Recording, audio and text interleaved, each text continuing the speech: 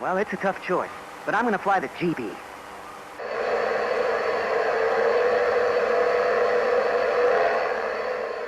Mankind has long been fascinated with flight and speed. Leading the start of the race will be Tampa Field's own Cliff Secord. Combinations of the two are the stuff of legend.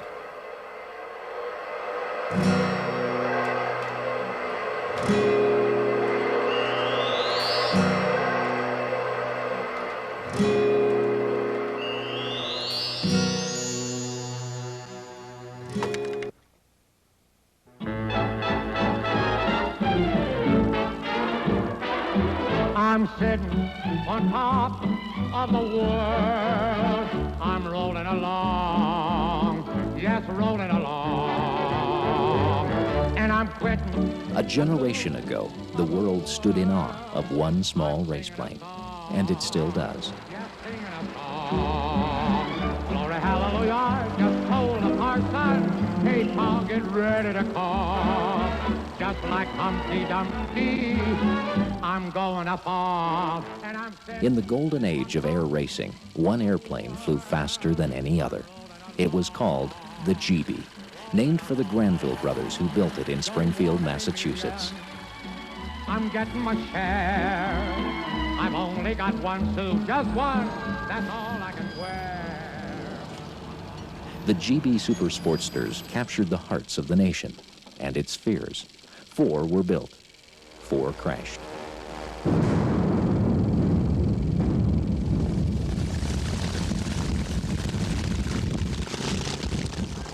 Now, a replica of the most famous GB cuts the clouds.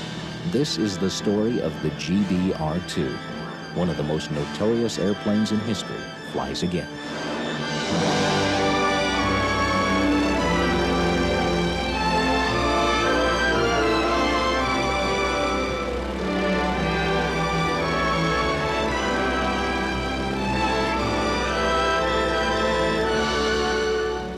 In the next hour, we take an incredible ride on a pair of the fastest wings that ever flew.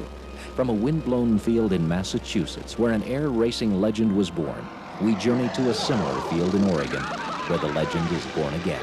In between is a story of human triumph and tragedy, of man and machine, of dreams and goals. The story of the GB.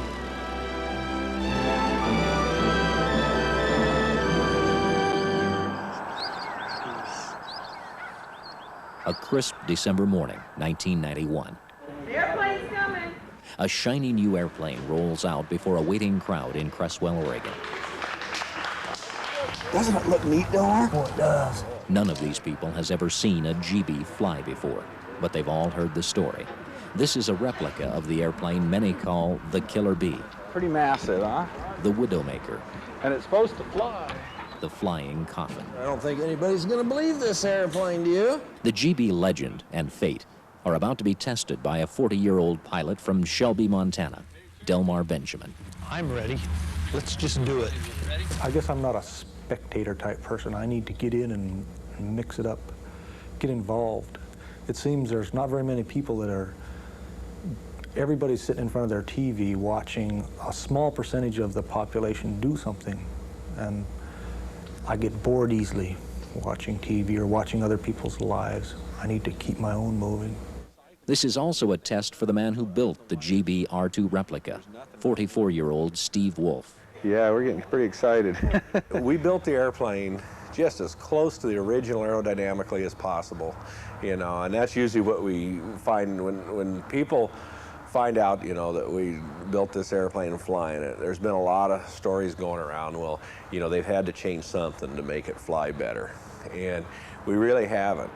Hey, Delmar, I was going to write you down some frequencies, but it won't do any good, will it? Don't need those. Not when you don't have a radio. Like Delmar said, Doolittle didn't have a radio.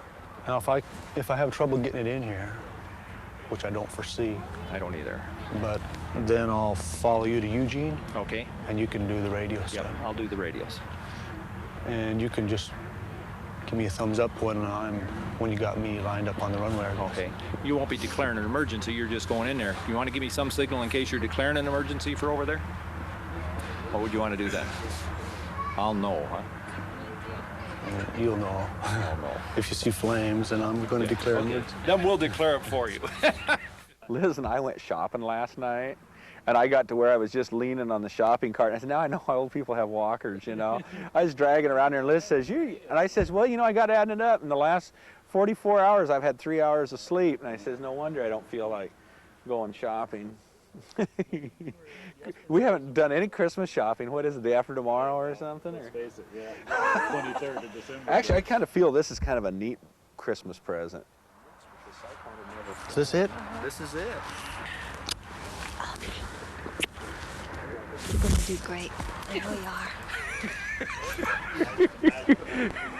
He's got that grin now. Well, yeah, have fun, lucky dog. Have fun, Dal, and be careful. I envy you, I'll tell you. What was that? If I was careful, I would have never built a GB. Don't pull forward and break that tail wheel around like we did.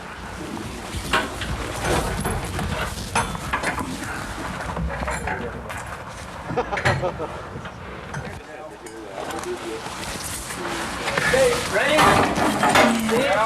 You're gonna do just great. I'm thinking of it, okay? That's good. Have fun. That'll take it. Okay, you got it. Here you go.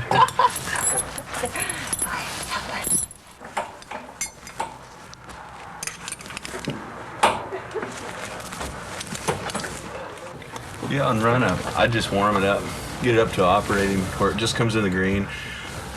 Then you'll probably will, but as much power run up as you want. But watch that the tail doesn't come up. I don't think it will. Yeah, I'm going to be ready on takeoff to push or pull. Yeah, just go like hell. No one has heard a GB R-2 thunder to life since 1932. Okay, switch off. Switch off. Until today. Throttle closed and crack just a little.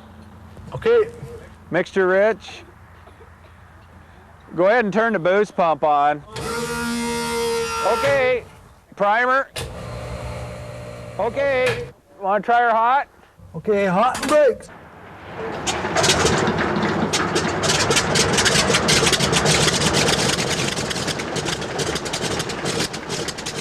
No one is alive to say how this airplane will behave in the air.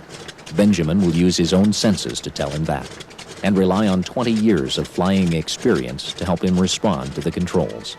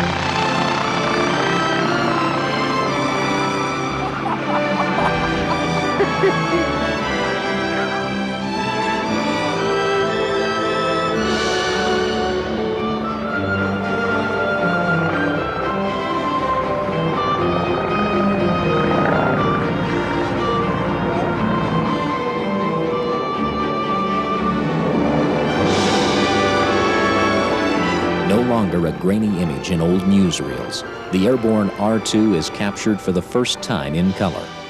Listen to that whistle. He's got the Doolittle whistle going there.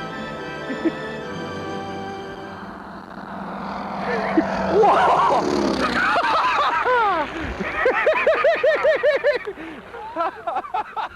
I was wondering if I was ever really going to see a GB in my lifetime, and now I have.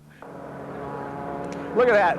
You can't go over a 30-degree bank. Remember what Bob Norris says, that sucker will just go in on you, you know? He doesn't look like he's terrified, does he? Oh, yeah. There he's joining up. If he can get it to slow down. Look at that, he's tucked right in on him. Oh, I wonder what that sounds like. I know. But can you imagine what they're seeing? Benjamin proves the airplane can fly. He's a happy boy with it, isn't he? Hell of an airplane. Next, he tests the GB's handling characteristics by flying inverted, his first time up. He's inverted. Remember you and I standing over by the paint room the other night talking this? Yeah. We knew this was going to happen, didn't we? He said he's going to fly final at 140, so, you know, it's going to look like it's moving. Kicked a nice smooth flare down. Right, good, good, it's leveled off. He's got her. He's got it. That's going to go around. There.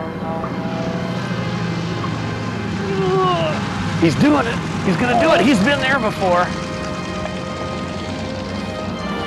Get off the power. Off the power. Good! Look at those exhaust stains down the side now. He's got them. How does it feel? Does it just fly great? It's really sensitive. You gotta fly it like with Really? fingertips, and you just Is it barely. fun rolling it? Does it feel It good? rolls really good. Does it? Everyone says, oh, he's gonna do it. Oh, Dad, that was so great. But when you're taking off, it's just like, That proves the old saying, GB, with a good pilot's a good airplane. Right. And with a bad pilot, it's a bad airplane. I mean, there's a lot of pilots shouldn't get in that and go fly it. Yay!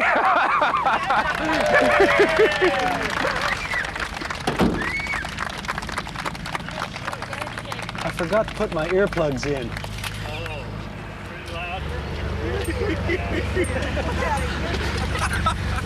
I can't believe it.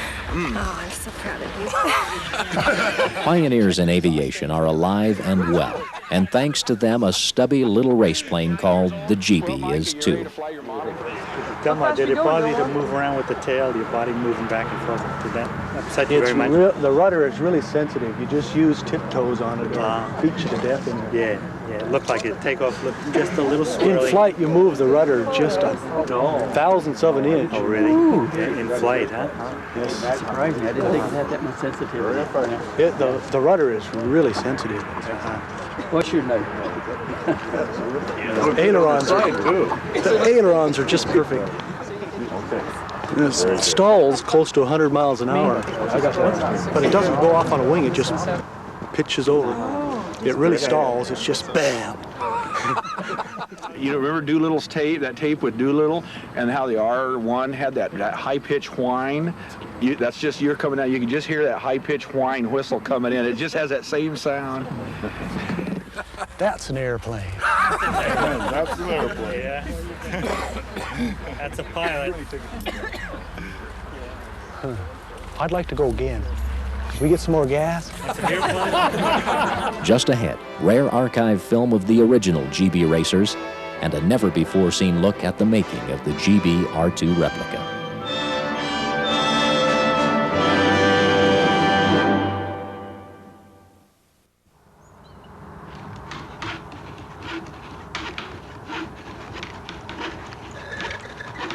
The GB legend begins in Springfield, Massachusetts, in the hangar of Granville Brothers Aircraft. In this converted dance hall, 5 brothers, Zantford, Thomas, Robert, Mark, and Ed, set out to build the fastest airplanes in America.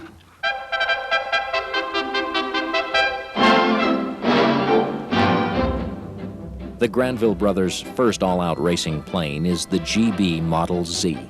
Only one is built. It roars onto the scene in 1931, easily winning the Thompson Trophy race on its first try. Pilot Lowell Bales screams over the checkered flag at 236 miles an hour, the fastest speed ever set on the course, and almost 10 miles an hour faster than his nearest competitor. Later that year, the Z is fitted with a larger engine and tries for the land plane speed record in Detroit. Instead of capturing a great victory for the Granvilles, newsreel cameras record a terrible defeat. On its second pass, the plane heaves upwards. A wing snaps off, and the airplane crashes to the earth in a ball of flames. Pilot Lowell Bales, the national air racing hero, is killed. The beautiful black and yellow airplane, once nicknamed the Bumblebee, is now spoken of in hushed tones as the Killer Bee, and the haunting legend of the GB begins. The next spring, in the Granville Brothers hangar, work begins on 2 twin airplanes, the R-1, designed for speed, and the R-2, designed for distance. Both are completed in 9 months. This is the most famous of the Granville brothers' designs.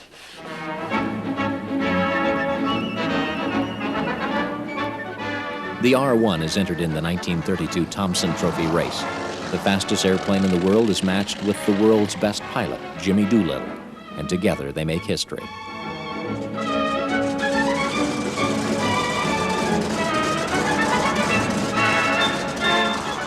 Doolittle becomes a human bullet at 253 miles an hour, winning the race, setting a course record and a world speed record all at once. The highest prize in air racing goes home with the Granvilles, again. Years later, in his autobiography, I Could Never Be So Lucky Again, Doolittle writes, I flew the GB back to Springfield the next day. I landed it, taxied up to the line, gratefully got out and thanked the Granvilles. That airplane was the most dangerous airplane I have ever flown. I was asked many years later why I flew it if it was so dangerous. And the only answer I could think of was, because it was the fastest airplane in the world at the time. Doolittle's victory in 1932 is the last triumph for the Granvilles. In 1933, the R-1 crashes on takeoff during the Bendix Trophy race, killing pilot Russell Boardman.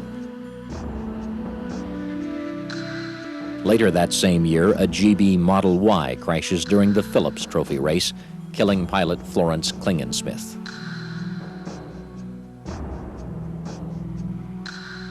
In 1935, a hybrid R-1 R-2 crashes on takeoff during the Bendix Trophy race, killing pilot Cecil Allen.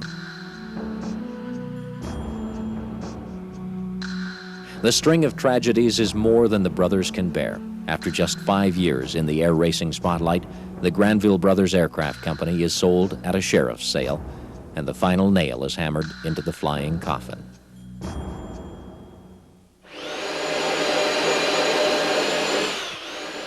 The GB's reputation as a killer airplane weaves itself through conversations for 60 years, until two air show pilots begin to wonder if it's true. We were weathered in Rapid City, South Dakota, Delmar and I, and we were just sitting around the motel room talking about different airplanes that we have admired. We got bringing up the GB, and most people talk about the GB like it's just a death trap type of thing, and nobody'd ever want to build it. And then all of a sudden, you know, we went, well, you know, if there was a GB sitting out on the ramp, I'd go fly it. You know, like that's what Delmar said, and I said, yeah, I would too. I wouldn't be afraid to fly it. I'd want to fly it.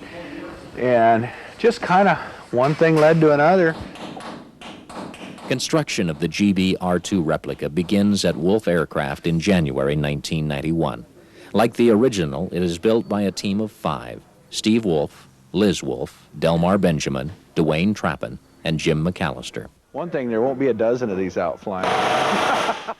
While the original drawings still exist, Last piece of fabric going on the fuselage right now. the tarnish of a bad reputation keeps the Granville estate from releasing them to anyone building a flying replica. We know it'll be as nice as they had their original. Instead, this airplane will have to be built from a new set of plans, drawn from studying hundreds of photographs and talking with the man the Granvilles hired to design the original, Howell Pete Miller, still living in New England. This guy was so nice, took us in to his home and just made us have a whole new goal in the project, and that was to build the airplane, prove that it flies, and then take it back and show Pete. Because here's a guy that had lived the last 60 years with stories progressively getting worse and worse and worse about the airplane, and everything printed and called them death traps, the flying barrel killer, and all this other stuff. Well, yeah, we're pretty well lined up. The Miller-designed R-Series GBs are the first racers to spring from the mind of an aeronautical engineer and be tested in a wind tunnel. Solid little wing. This, and the lessons learned from the Model Z crash, combined to create an airplane generations ahead of its time. So as you can see, the structure of this aircraft is a lot of steel, wood, and then fabric over top of the wood. Airflow over the fuselage that Miller could only theorize is confirmed by computer simulation. Last chance to look inside. The airframe is designed to withstand 14 times the force of gravity at 450 miles an hour. We're coming at you now. The modified M6 airfoil will experience wing loading forces of 40 pounds per square foot, comparable to a Learjet. This airplane is built like a plow. It was built by a bunch of farm boys, and it was built to go 300 miles an hour, which was as fast as anybody had gone in 1932. That was high tech, and it was built really overbuilt. Every part of the airplane is overbuilt. It was built really stiff because they were just getting into flutter problems then, and they didn't quite understand it. So stiffness is what they built in, and strength. The aircraft's shape is inspired by the most aerodynamic body in nature, the raindrop, with just enough wing to get it in the air. Nearly every surface of the fuselage is a compound curve. Constructing a GB places high demands on the patience and skills of the builders. We know the Granvilles probably ran into the same problems. You know, they were building the shape and everything, and they were probably sitting scratching their heads too. You know, back in 1932, going, God, we got to get this thing done. And even with 3 to 4 people working pretty much full time since the first of the year, I really, someday I'll add the hours up, but I know it's gone over 5,000 hours now. It is a project kept alive by dedication, just as the original all those years ago. Well, I wonder if the Granville's ghost are keeping an eye on us doing this, you know? I would hope to think that this, if there was a way for them to know what was going on, that they would be really tickled that we're doing it, you know, and not, I think they would be, because I think they really had a real belief in their airplane and what it was capable of doing as much as we are. And they had so much bad luck with the airplane as far as just luck goes, not necessarily whether it was a good or bad airplane, but just a lot of misfortunate things that happened that you know, shouldn't have, it was beyond their control. The GB R-2 replica is built aerodynamically identical to the original, right down to a remanufactured Pratt & Whitney radial engine. The engine's capable of putting out a little over 500 horsepower, and the original GB had a racing Pratt & Whitney of 535 horsepower. This one's probably about 510, but it still will be plenty of power to power an airplane as light as a Volkswagen. Hydraulic brakes and a movable tail wheel are the only compromises to modern runways. In all other respects, this is exactly like the R-2 that rolled out of the Granville's hangar 6 decades ago. Jim says that's the airplane we know and love so well. It's like climbing into a time machine, because this model of aircraft hasn't flown since 1932, 1933. And it's just been a dream since then. And since I was just a small boy, I dreamed about this airplane. I thought it's the neatest airplane that was ever built, and I still do. I've got everything ready to go, I think. Yeah. Into this thing. Right. And then, let's go. Okay.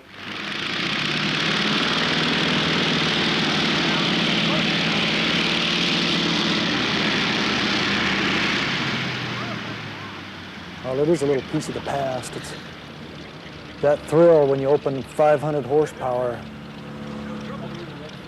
Feels good.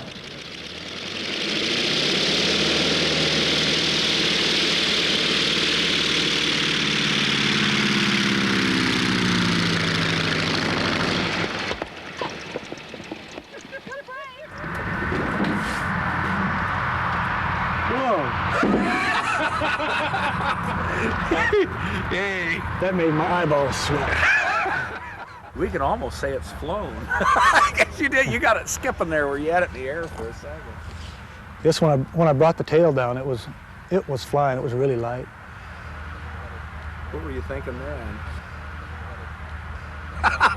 I wanted to go flying. The reputation that it had, I was aware of that simply because when Del would talk to other people about what he was planning on doing, they'd say, oh, that killer airplane, or the big one that came up a lot was the Widowmaker. And I thought, oh boy, that's just what we need, you know. Here we have 2 teenage daughters, and the Widowmaker airplane he's going to fly now. So I wasn't too crazy about it just because of that reputation. But Delmar's reputation with me has always been substantial enough to know that he doesn't take chances. He's not that daredevil pilot that a lot of people think that he is, and he doesn't take chances with his life, let alone anybody else's. And I think the spirit of the Granvilles is the spirit of the GB. This was an overwhelming job for us to build this airplane, to finance it and put the hours in to build it, just to persevere and get it done. There are a lot of GB projects in the world, but a lot of them will never be finished because it takes a great deal of perseverance. The Granvilles, they had that. They built 2 of these in 9 months during the Depression.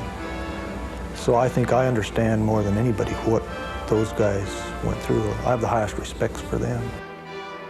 Up next, the R-2's original designer sees the replica fly for the first time.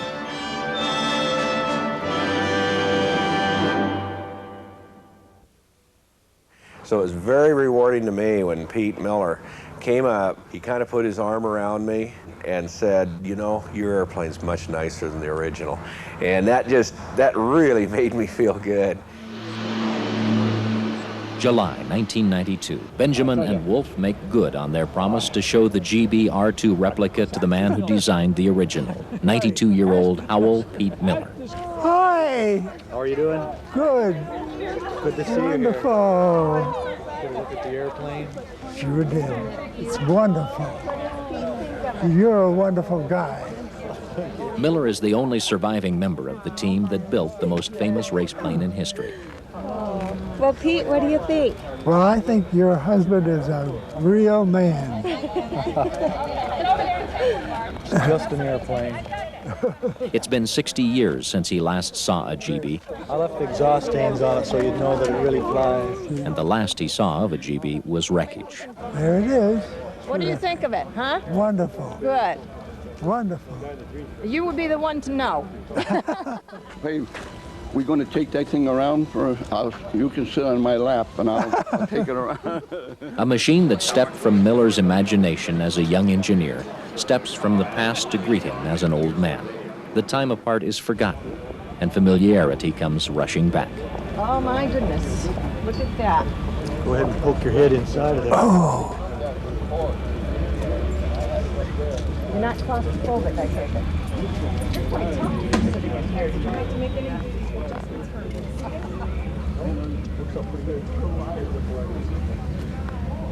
Say, that's wonderful.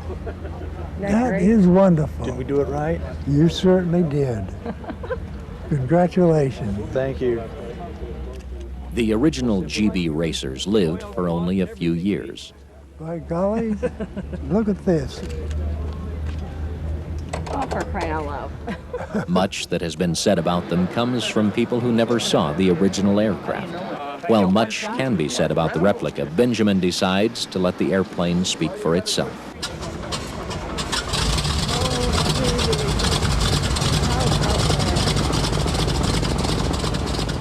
Miller's wife, Dottie, steadies his balance as she shares his excitement. Well, does that sound right? With the old individual exhaust stacks, you know, we had to get that right sound.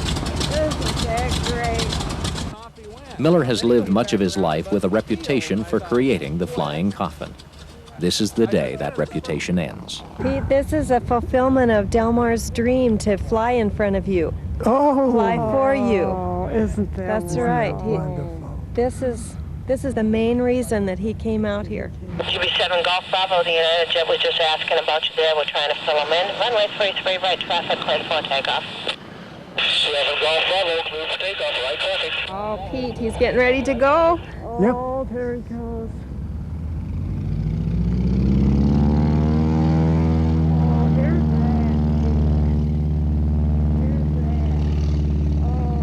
And he's got liftoff, Pete. Yep. Wonderful. I feel bad that that airplane had the reputation that people gave it.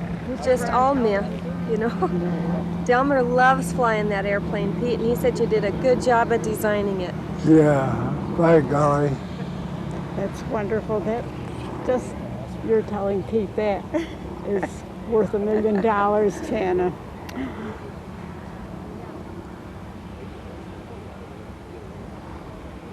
He's a wonderful guy.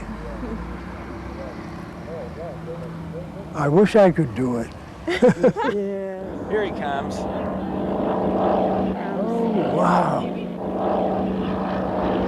Oh, boy.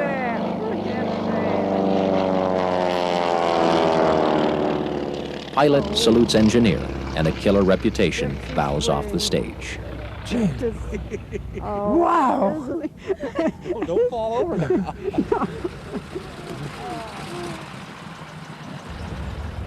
Say, this has been wonderful, wasn't it? It certainly was, Pete. And I'm so glad you saw it. Oh.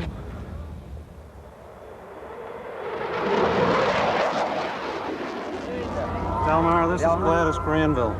Glad to meet you. Oh, I'm glad to meet you too. What a proud moment, huh? This is Gladys Granville Jones is the last surviving sister of the Granville brothers. I wish my brothers could have lived to see this big day.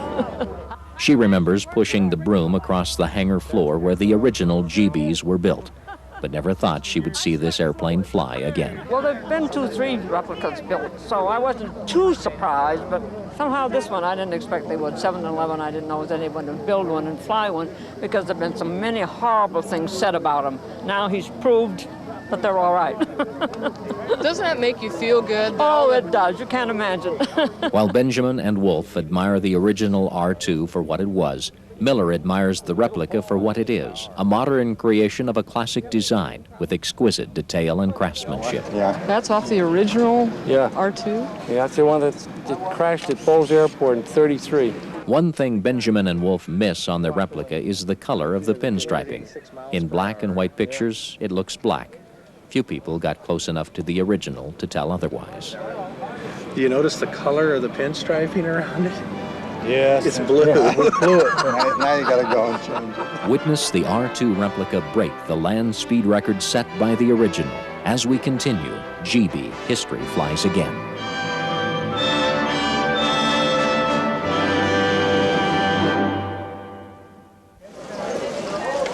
You want a 7 or come 11? 7-11 coming out. Gentlemen, get your bets down early. The numbers 7 and 11 on the sides of the GB racers are borrowed from the game of craps. 7, winner 7. 7-11 are wonderful numbers. About the time that the GB was flying originally. If anybody was in a crap game and they were screaming for 7, come 11. The game is prophetic for 2 little airplanes that carry the numbers into the sky. After you get a point established, say 7's not so good. You don't want a 7 to roll. You don't want a 7 to roll after a point's established. After you got a point, 7 kill you. Conquering this airplane is the closest analogy is I learned how to ride a unicycle when I was a kid. And it looks very easy when you see somebody riding a unicycle around. But to learn how the learning experience is excruciating to learn to ride you get hurt. And climbing the GB, other airplanes are bicycles, and this is a unicycle. There's a lot of things to learn in a short period of time, and I feel very fortunate that we got to this point without breaking up the airplane, because it could happen very easily. The GB R2 replica stands just over 8 feet tall. Modern jets dwarf its size and cruise at twice its top speed. But in the golden age of air racing, nothing flies faster nor attracts more attention than the GB racers. The R1 with pilot Jimmy Doolittle sets a closed-course speed record in 1932 that holds for 4 years. 60 years later, Benjamin breaks that record in the R2 replica at the Reno Air Races.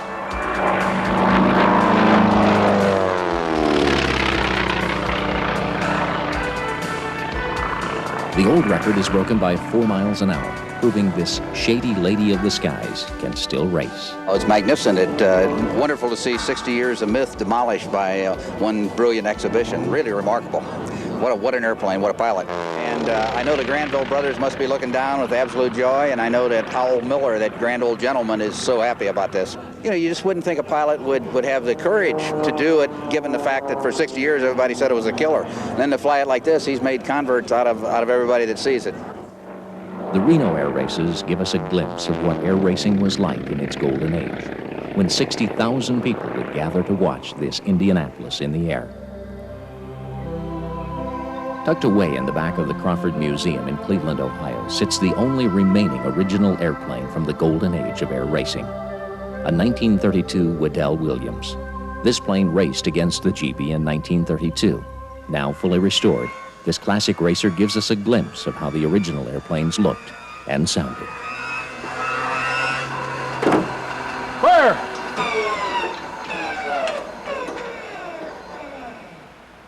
The inertia starter is mostly silent now, its whir lost to the ages. If this airplane could talk, one wonders what it would say. Take me out and fly me.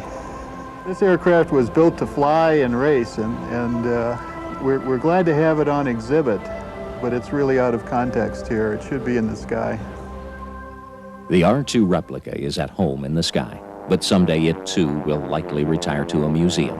Until then, it flies to tell us what it was designed to do, and let us judge for ourselves its killer reputation. I don't know if it's fair or unfair. It doesn't have any impact on me. It's that 99% of the people that sit and watch their TV, they're really not interested in truth. Truth is a scarce commodity, and they're more interested in something that's sensational. I think a lot of the people come not just to see the GB fly, but to see it crash. And that's okay. All I have to do is avoid crashing it. And I think for me, that's not a hard job.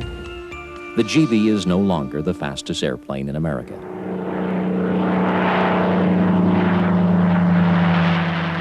Today, that honor belongs to the Strega.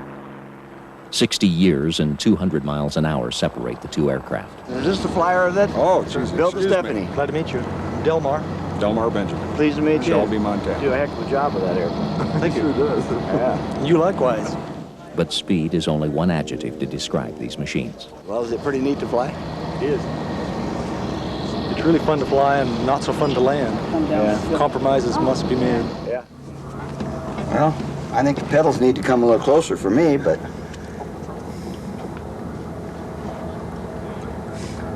heck of a deal. This guy'd be a piece of cake compared to a GB. I can see what's in front of me already. Still to come, join the audience as the GB steals the show.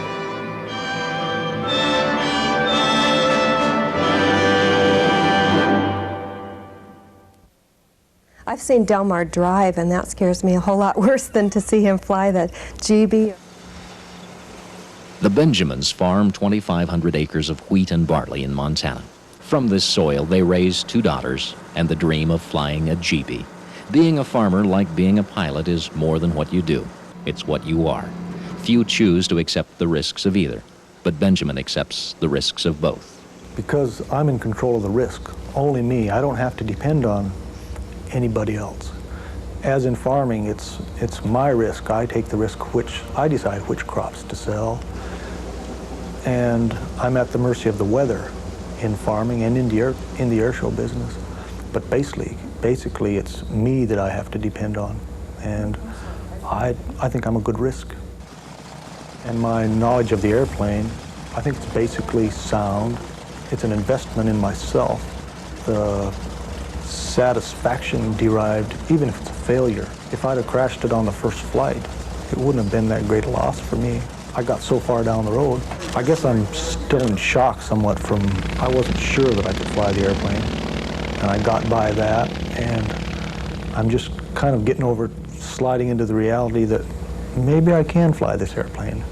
Now this is my most favorite maneuver that he does, the knife edge.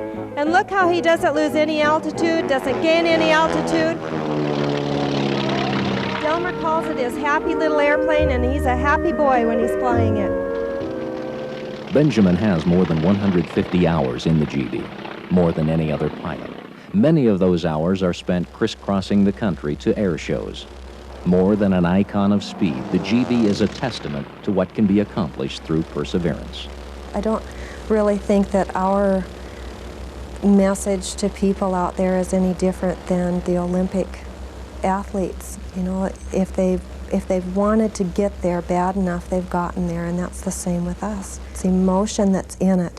That's why Delmar's a farmer, is because it's in his blood, and that's why he has the GB, is because it's in his blood, and that's why he flies it. Look at this nice inverted flight, doing a slow roll across the sky. It almost feels like I'm going to get tears in my eyes even as I speak because I'm so proud of what Delmar has done. I honestly have never met another pilot that I feel as capable as Delmar is of flying the GB. As I stand on the announcer's stand and look out at him and see him flying up there, I'm really proud of him. He knows what he's doing and he does a doggone good job. What a day for an air show. Marvelous to live here in the beautiful Pacific Northwest. Here we go, ladies and gentlemen. Del Benjamin in the GB R-2 Racer 1932 is living again. That airplane is not the pilot killer. That history has it tagged. I learned early on that you keep the speed up, and the slower the airplane goes, the more concentration you need. On landing, I discovered on my third flight that it has aileron reversal, and I scuffed a wingtip, and it was just due to reactions that stopped that snap roll and got the airplane under control. There was no time to think about it. It happens in a flash, like an explosion. That's where the airplanes went. That's what destroyed them, is they were flying the airplane too slow. Benjamin could fix the wingtip he scuffed that day, but it remains to remind him how easily he could become not just a man who flies a GB, but a man who dies in one. The Killer Bee still has its stinger, and its reputation is not a myth. No, it's deserved reputation. All the stories about the airplane were basically true. It is unstable. It's unstable in pitch and yaw. That doesn't intimidate me. It just needs a pilot. As long as you pay attention and fly it, it's not a problem. It's flying knife edge. It's on the side of the fuselage. The wings are not lifting it at all. The airplane is going the full length of the field. Knife edge. Push, Dale. Push. Don't let it get away. Somewhere in the crowd are aviation pioneers yet to be. No longer limited by propellers and pistons, they'll use rockets and jets to go places we can only imagine. If a kid looks up to admire the GB, Benjamin tells him it all starts with a dream. I think the best thing is to get down on one knee and talk to this kid, and so he can see that I'm not that tall, and he could be there if he wants to. I think there's very few people that couldn't build and fly a GB if they just persevered along that path. On the runway, you folks on the flight line will see the people have lifted 2 18-foot poles in the air. Now remember, he cannot see forward, so what he's going to do, he's going to turn it upside down. Can he get low enough? He's maneuvering the airplane. Oh, get your pictures, folks. I don't have time. And what's he going to do? And he got the ribbon. He got it right through, and he's not even in a hurry to get right side up. The Granvilles set out to build the fastest airplanes in America, and they did. Benjamin set out to prove he could fly a GB, and he does. Both pilot and airplane establish a new reputation every time history flies again. There's not really an end to my journey. My life is a journey. I never gave that much thought till I climbed this mountain. I will always be climbing mountains.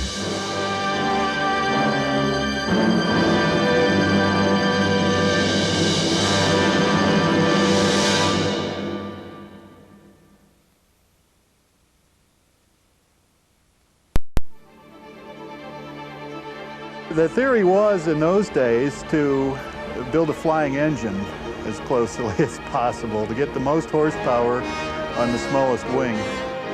It was a minimum airplane. I mean, minimum control area, minimum stabilizer area, minimum wing area, everything they do, because it was built for one thing, and that was just to go fast. It's fun to fly, but it's a challenge. You need to pay attention every minute. You can't relax. The landings are basically not fun. It's hard to believe that anybody would have the skills to create an airplane that beautiful again from the past, and then have the brains and the bravery to fly it in such a spectacular manner. I thought it was remarkable. Delmar says it best, stability spells boring.